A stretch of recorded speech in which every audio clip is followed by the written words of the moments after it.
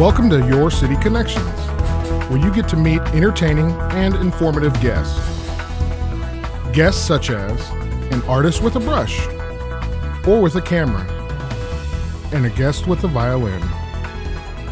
City Connections, providing insightful interviews with favorite son Lieutenant Governor Todd Lamb, to city commissioners, the mayor, interviews with a rodeo queen, to beauty queen, and even an NBA player. Now, join Steve Keim as he discusses another engaging topic on City Connections. Hello and welcome to City Connections. I'm Steve Keim. Thank you for being with us again. And as I typically try to promise each month, we have a very special guest, and I think we have hooked another special guest for you. Coming to Enid, Oklahoma is our Senator James Lankford. Senator, welcome to Enid. Thanks for being here. And by the way, we'll have to give you a special prize. You're our first senator to visit the Enid Television Network studios. Well, glad to be able to do it. And we appreciate your time, because Sure. I realize it's a busy time for you. This is the summer summer break? Summer recess. Yeah, recess, that's the word. We're in session. Recess. It'd be nice if it was actually like real recess. But yeah, 11 months of the year we're in session. 1 month of the year where we're not is in August, and get a chance to travel around the state a lot during August. Okay. How many times have you been to Enid? Not to put you on a spot, but... Let me think. I've been in the Senate since January this year. I think this is my third trip to Enid since January. Okay. So 3 times in 7 months, but I'm not home that often. We're typically in D.C. for 6 weeks, back in Oklahoma for a week, and so I've only been in town total during from January to this time about 7 weeks. Very good. Well, I wanted to right off the bat talk to you about town hall meetings on your recesses, working recesses, as you mentioned, and you have an opportunity to travel the state and visit with different individuals. What are you hearing from Oklahomans during this time of the summer recess? It's interesting. The main thing that I hear over and over again is foreign policy. You know, our economy in Oklahoma has its own struggles based on the national economy. A lot of people talking about oil and gas and what's happening in energy prices, but a lot of people want to talk about foreign policy. They want to know what's going on with ISIS. They're very concerned about terrorism. They're very concerned about this Iran nuclear deal that's happening with the White House. So those issues keep coming up over and over again. They have for the last couple of months. Do you feel like the town hall meetings and these visits that you're doing for the month, is that the best way to stay connected to, once you leave the Sooner State, and forgive me for the OSU fans, I meant that in a general sense, and go back to Washington? Is it those town hall or the results of those town hall meetings the way to stay connected with folks? It's a mix of this. It's amazing. Once you leave Oklahoma and you're in D.C., that beltway really does close down with all of its media and all of its interactions. It's very difficult to be able to listen to back home. So I have about, typically at any given time, between 4,000 and 5,000 emails and letters and phone calls that are pending at any moment. We'll get about between 30 and 150 or so phone calls a day, plus a lot of emails and letters that come in a day. So going through that information is very, very helpful. I read through the call list, for instance, every single day to know what came in and what's the interaction and what's happening and who's calling. I go through the emails. I'm actually personally engaged and responding to a lot of these, as well as our staff. So you have to work to be able to stay in touch with this, and then we'll just call people. When I'm in D.C., I'll randomly pick up the phone and call someone in different towns and different places, different industries, and we talk about it and say, tell me what's going on, tell me what the perspective is. Now, I was raised in Perry, Oklahoma, as many individuals know, and raised in a Baptist church, attended a Baptist church, so I'm very familiar with Falls Creek. You know. And my next question to you is, from Falls Creek director to United States Senator, and my thought, only in America can this happen, and that almost sounds like a title of a book, you know, from Falls Creek to Washington. So tell me, how did that happen? Yeah, I was the director of Falls Creek. In 20 words or less. It is, yeah. I was the director of Falls Creek from 1996 to 2009. Okay. Never expected to do anything else. Loved it. It's the greatest position I've ever held in my life. And I've told a lot of people, it doesn't matter what title I have at the end of my life, I will always want to be the Falls Creek guy because of really what happens there. It's just such a very unique place. And for people that haven't gone, they don't understand it. For those of us that have gone for years and years, we just assume it's like that everywhere. But it's the largest camp in the world. There's no other place like Falls Creek on the earth. We have 50,000 students a summer. So for me, I had always expected to be there. But my wife and I separately, and there's a long story with this, my wife and I separately really since God's call to run for Congress. And we spent about 7 months struggling and praying that through. And for people that don't have a faith background, that may seem very odd, but for people that do understand, we really feel a sense of obligation to be able to serve God and to serve our fellow man the best way that God calls us to do that. And so resigned my position after summer 2009 to run for Congress. Well, it had to be difficult, but again, from being a student or a young person experiencing Falls Creek, knowing how life-changing, and the fact that this will date me way back in the early 70s when I think I don't know, maybe had a record of 4,000 that particular week, and we thought, oh man, it can't get any bigger than this, and that would really date that. But I guess once you got that letter in the mail from God, then you knew, okay, this is the next step. Yeah, I only wish God that actually sent mail. That'd be so much easier if we did. But yeah, for us, this was a long prayer journey to culminate into what's the best way to be able to serve people right now. And so we feel like this is still our same ministry, to serve God and to serve people and to do what we can to help. Thank you for joining us today on City Connections. Our special guest is Senator James Lankford. Senator, today is just another typical day, busy itinerary. You're going to go out to Woodring Regional Airport. You're here at the Enid Television Network studios. And of course, you can't come to Enid without a visit with the leadership at Vance Air Force Base. And a lot of people lose sight of the fact that we are really one of the nation's leaders of cranking out pilots, trained pilots here at Vance.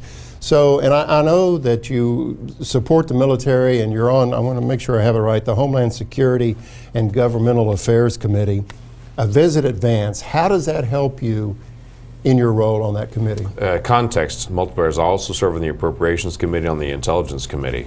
We train pilots from all over the world at Vance, and people know that when you're out and about, there's no telling what nation you're going to bump into when you're in Enid, Oklahoma, because of how many pilots are trained here from around the world.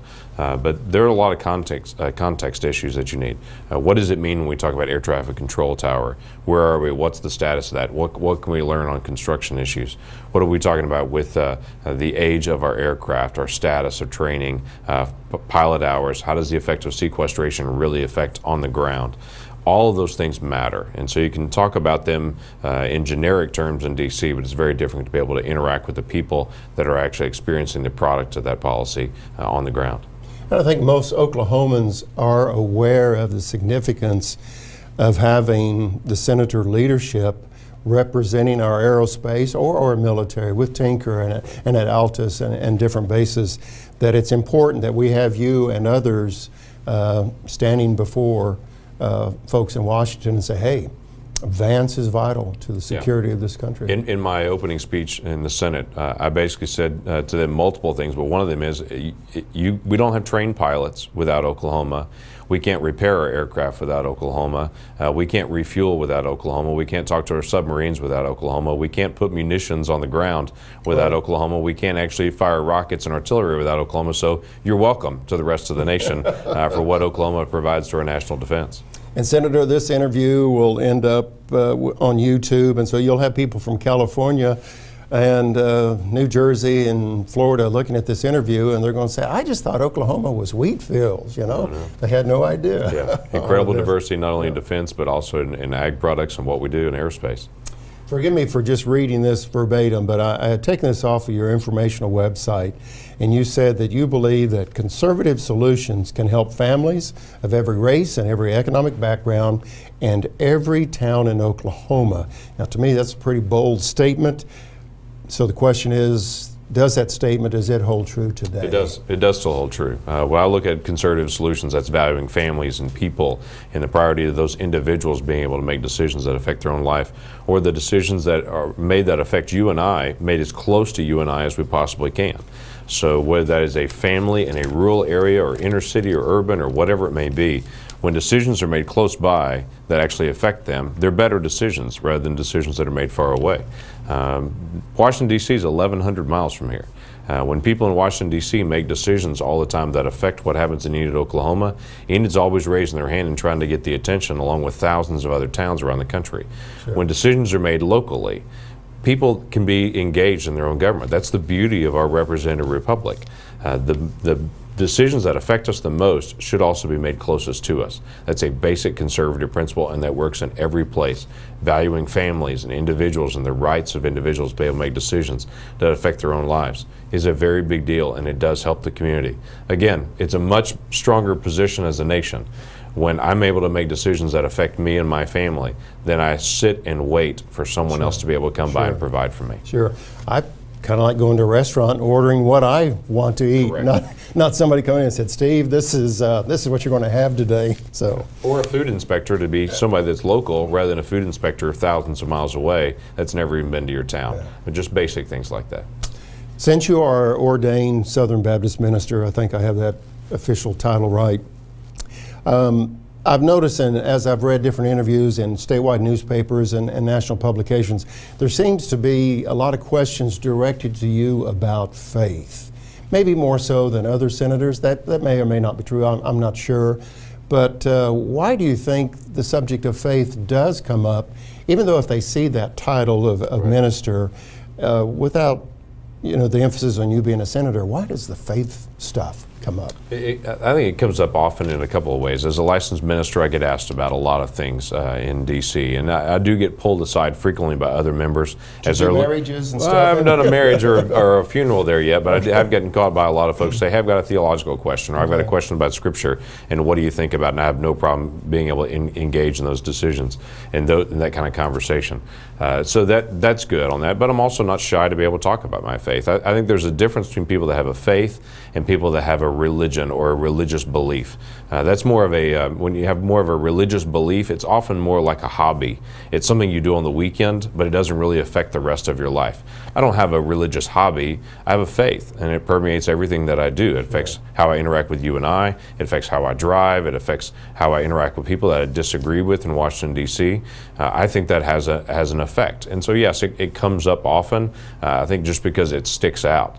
But the Constitution is extremely clear. Article 6 of the Constitution says there's no religious test for any officer of the United States. You don't have to have a certain faith or have any faith at all to be able to serve in government. But there's also this assumption that if elected, you don't have to take your faith off. You still stay who you are.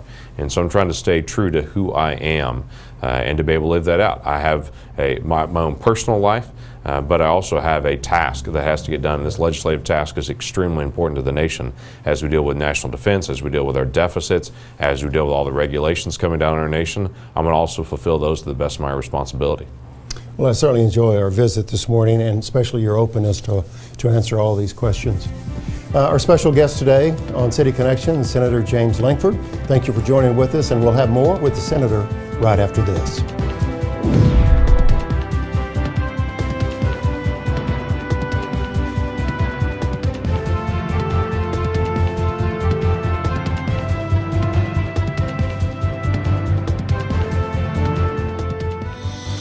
Thank you for staying with us on City Connections. I'm Steve Keim, and my special guest I met in, I think it was the summertime of 2010, was running for House seat, and we were at a Rotary luncheon in Oklahoma City when I met James Lankford at that time, and that was in, again, 2010. So Senator, here we are in 2015. It's been a whirlwind, probably just, you can't imagine what's taken place in the last five years. How would you describe, say, the last 5 years for you? I was very busy, very engaged. I mean, there's a task to be done. People are always interested by this. Okay, you didn't come out of a political background, yet you're very engaged and elected now into Senate. How did that happen? And sometimes I'll just smile and say, okay, number one, I don't know. I just feel like I'm following God's leadership and trying to do what I'm called to do. But the other side of it, this should be incredibly normal. This shouldn't be abnormal. All of our elected officials are supposed to be just American citizens coming out of their previous task to be able to serve for a season doing government and then be able to return back. That's been the norm for 200 years. But for some reason, now the norm is they come through a political world before they move into that, and so that seems stark in its contrast. I'd like to get that back to being normal again. That just people that are actually engaged are not afraid to be able to serve the nation in political roles and then move back. Yeah. At the beginning of our interview, you mentioned or just touched on how Oklahomans are concerned about national issues and stuff. So my next question deals with the Iran deal.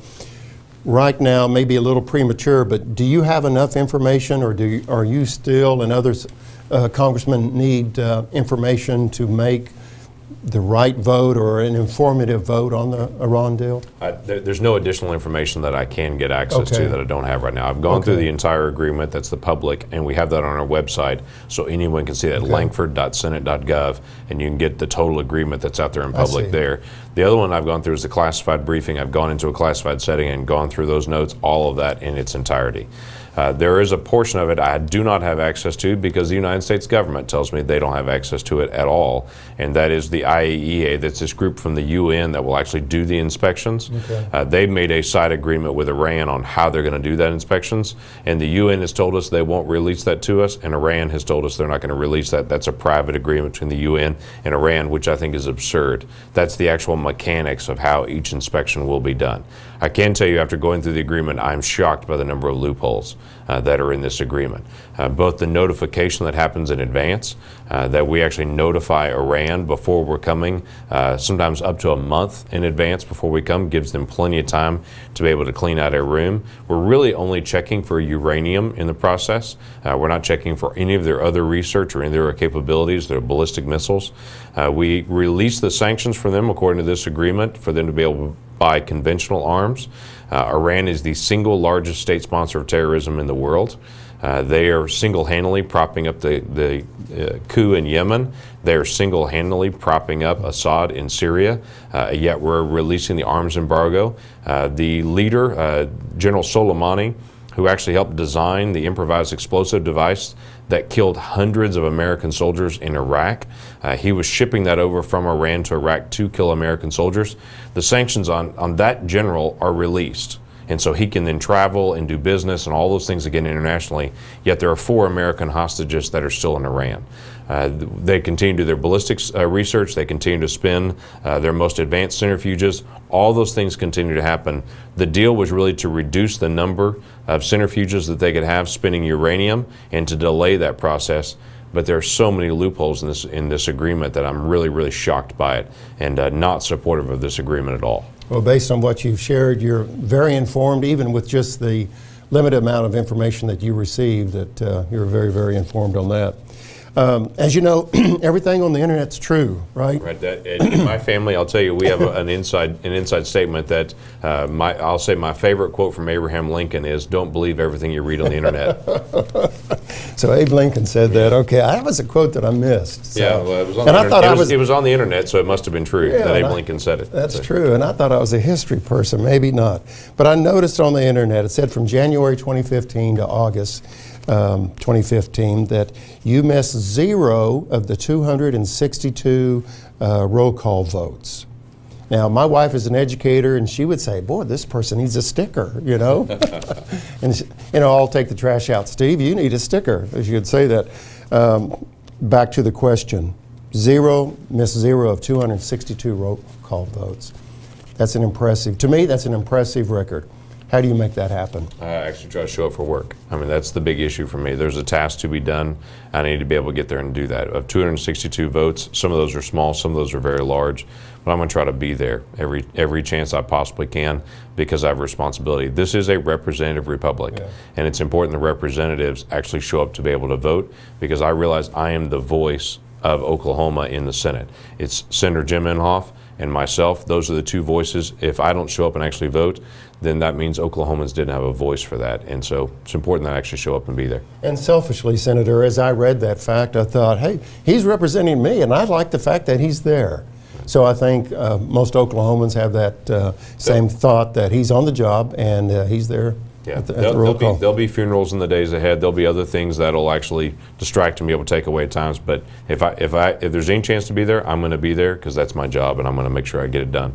I also read on your website there was this phrase, "Cut the red tape initiative."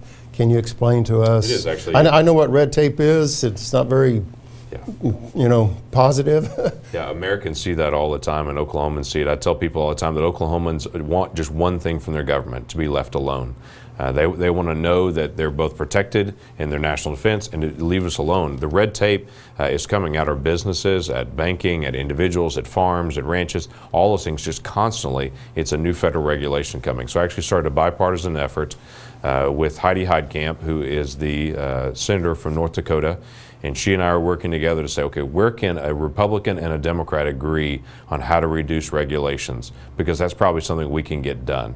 At the end of the day, there are a lot of things that I would like to get done, but I can't just drop it out there and force every Democrat to vote for it as well. In the Senate, you have to have 60 people agree to vote on something.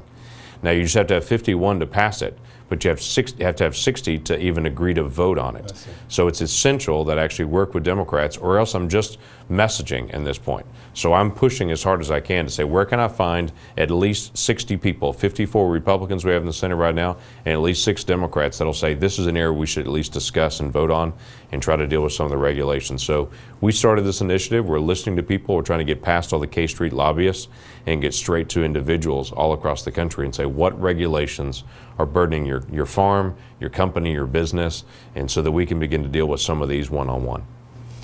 In just our brief visit this morning, I can tell that we could spend pretty much all day and half of tomorrow talking about all the topics and the things that you face and that Oklahomans face, but we have a limited time, so I'm going to sum it up with my last question with you, and it's this. What's the best thing about serving as senator from Oklahoma?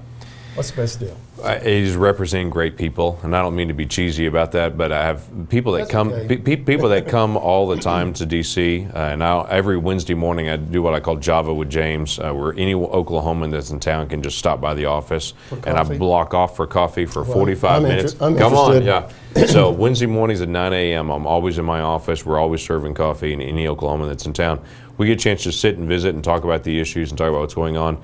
But getting a chance to talk to people that are Oklahomans, I hear the same thing over and over again.